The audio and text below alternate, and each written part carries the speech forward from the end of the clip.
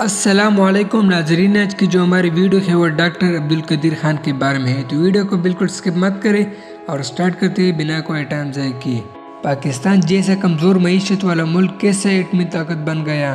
پاکستانی سائنسدان اور Pakistani atom bomb کے خالق ڈاکٹر عبدالقدیر خان 27 اپریل 1936 ہندوستان کے شہر بھوپال میں پیدا ہوئے۔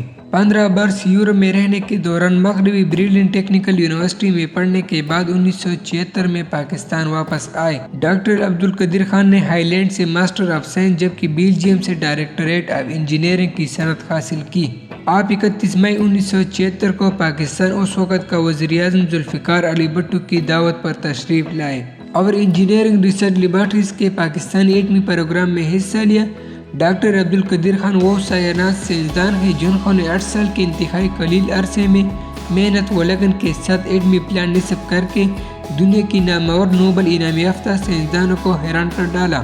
انہوں نے 150 سے زائد سائنسی تحقیقاتی مضامین بھی لکھے ہیں۔ 1993 میں کراچی یونیورسٹی نے ڈاکٹر عبدالقدیر خان کو ڈاکٹر آف سائنس کی اعزازی صنعت سے نوازا۔ 14 اگست 1996 میں صدر پاکستان فاروق لوہری نے ان کو پاکستان کا سب سے بڑا سول اعزاز نشان امتیاز دیا۔ 1998 میں ڈاکٹر عبدالقدیر خان نے ملک کو یوم تکبیر کی گہرائیوں میں پہنچایا۔ انہوں نے اپنی سائنسی اور فضائی خدمات کے باوجود بہت زیادہ شہرت حاصل کی۔ ڈاکٹر عبدالقدیر خان نے سائنس اور فضائی میدان میں اپنی ہنرمندی اور خدمات کے لیے مختلف اعزازات حاصل کیے اور ملک کے لیے مستقبلی امکانات میں حصہ لینے کا عہد کیا۔ عبدالقدیر خان نے پاکستان کو ایٹمی قوت حاصل کرنے کا راستہ دکھایا اور انہوں نے عظیم اہم خدمات دینے میں اپنا حصہ دیا۔